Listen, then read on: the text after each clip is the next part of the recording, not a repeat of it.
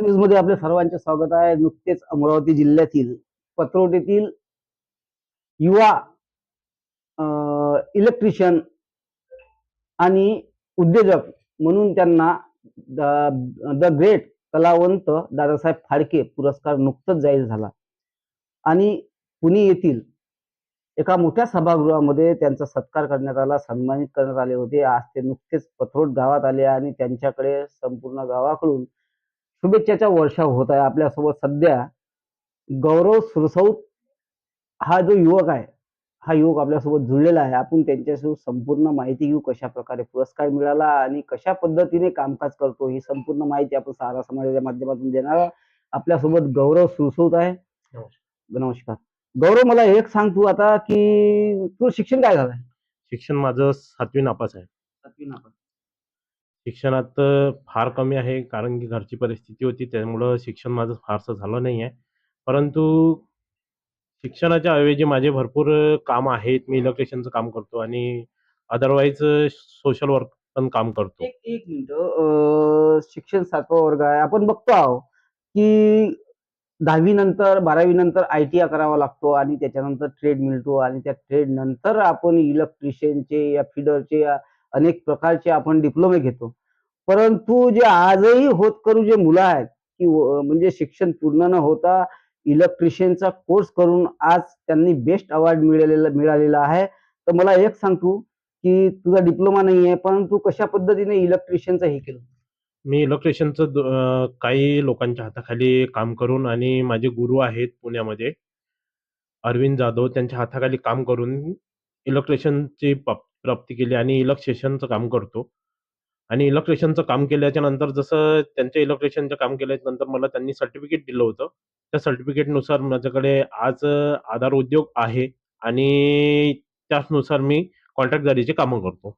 तर सध्या आपल्याला कुठे कुठे काम चालू आहे? म्हणजे आपण आता उद्योजक म्हणून तिच्यात टाकलेलं आहे, उद्योजक म्हणून अवॉर्ड भेटला. तर कुठे कुठे आपल्याला काम चालू आहे?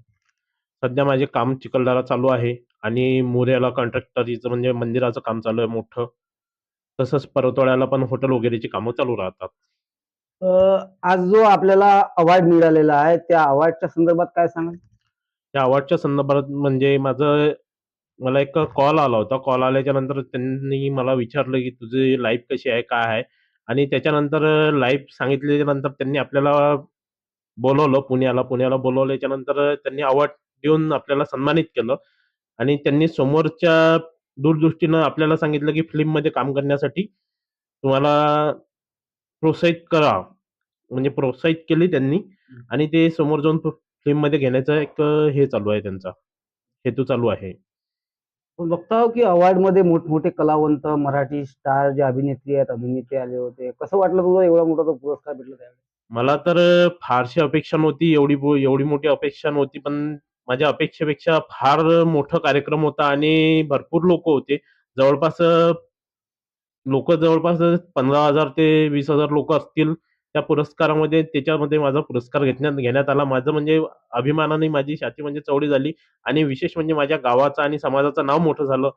मला तेच भरपूर भाग्य आहे. हे होते आपल्यासोबत गौरव सुरसौत आणि होतकरू. आपण बघतो आहोत की आता नुकतंच नैराश्यपोटी युवा पिढी व्यसनाच्या मागे लागून राहिली. कोणी कशा पद्धतीनं आपल्याला आयुष्य संपून राहिला, परंतु शिक्षण पूर्ण न करता 7व्या वर्गाचं शिक्षण घेऊन त्यांनी स्वतःच्या पायावर उभं राहण्याचं धाडस केलं आणि त्यानंतर त्यांनी इलेक्ट्रिशियन म्हणजे अनेक जणांपासून ते अभ्यास करून, शिक्षण घेऊन, प्रॅक्टिकल करून आज एक इलेक्ट्रिशियन, द ग्रेट इलेक्ट्रिशियन म्हणून त्यांना अवॉर्ड मिळालेला आहे आणि त्या अवॉर्डचे खरोखर ते मानकरी आहेत.